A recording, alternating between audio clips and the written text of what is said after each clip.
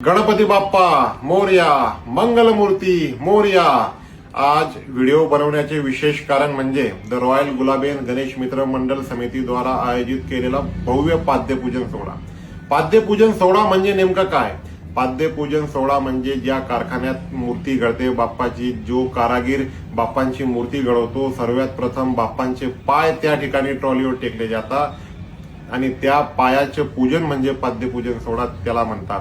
आणि दरवर्षी ही पाद्यपूजन सोहळा होत होता, पण फार लहान प्रमाणात रानपूर येथे या ज्या मूर्तिकाराच्या इथे 4-5 लोक जेवून तो कार्यक्रम सोहळा पार पडत होते। मात्र ह्या वर्षी चोपड्या शहरासाठी, चोपड्या तालुक्यासाठी काहीतरी आगळं वेगळं आणि नवीन भव्य पाद्यपूजन सोहळा द रॉयल गुलाबेन गणेश मित्र मंडळ समितीद्वारा आयोजित केलेला आहे।